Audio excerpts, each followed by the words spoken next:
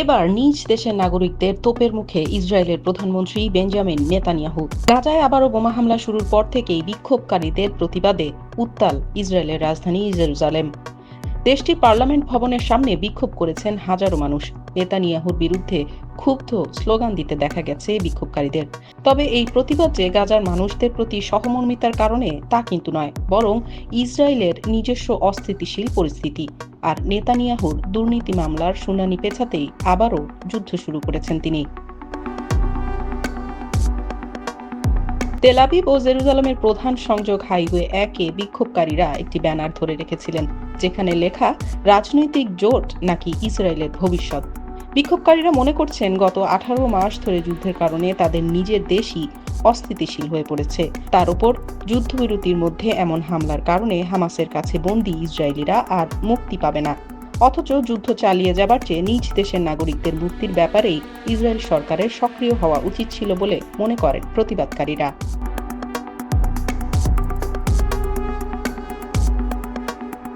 মঙ্গলবার দুর্নীতির মামলায় নেতানিয়াহুর সাক্ষ্য দেওয়ার কথা ছিল, কিন্তু যুদ্ধ শুরুর অজুহাতে সেটি বাতিল করা হয়। মঙ্গলবার ইসরায়েলের হামলায় গাজায় 400-রও বেশি মানুষ নিহত হয়েছেন এবং শত শত মানুষ আহত হয়েছেন। এটিকে যুদ্ধের অন্যতম ভয়াবহ দিন বলে মনে করা হচ্ছে।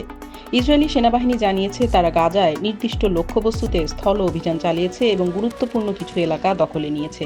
কিন্তু হঠাৎ করেই যুদ্ধবিরতির মাঝে কেন এমন হামলা? বিক্ষোভকারীরা বলছেন নেতানিয়াহুর দুর্নীতি মামলার কার্যক্রম পেছাতেই এমন অতর্কিত হামলা, যার দায় একান্তই নেতানিয়াহুর।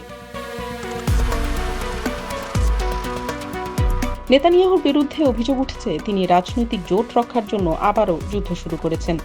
তার বিরুদ্ধে দুর্নীতি মামলা চলছে এবং আগামী 31শে মার্চ বাজেট অনুমোদনের আগে তার পক্ষে কট্টর ডানপন্থী মিত্রদের সমর্থন প্রয়োজন। যুদ্ধ শুরু হওয়ার পরপরই কট্টরপন্থীদের দল জিউইশ পাওয়ার আবারও নেতানিয়াহু সরকারের সাথে যোগ দিয়েছিল।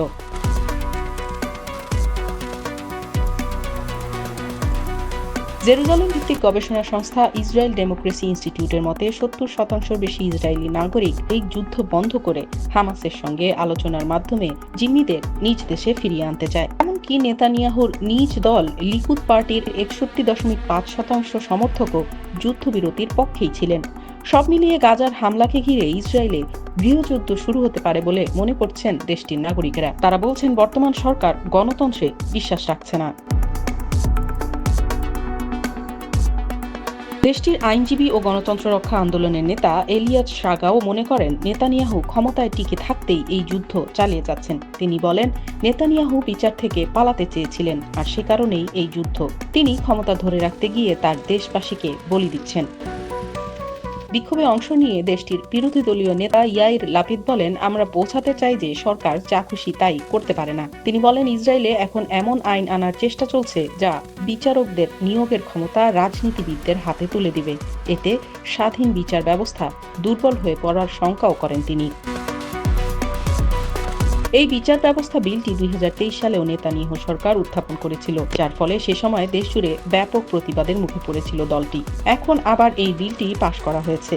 সব দিক বিবেচনায় ইসরায়েলের নাগরিকরা মনে করছেন গাজায় চলমান সহিংসতার মাধ্যমে নেতানিয়াহু কেবল নিজের ক্ষমতাই টিকিয়ে রাখতে চাইছেন, আর এ কারণে নিজ দেশকেও গৃহযুদ্ধের দিকে ঠেলে দিতেও দ্বিধাবোধ করছেন না নেতানিয়াহু।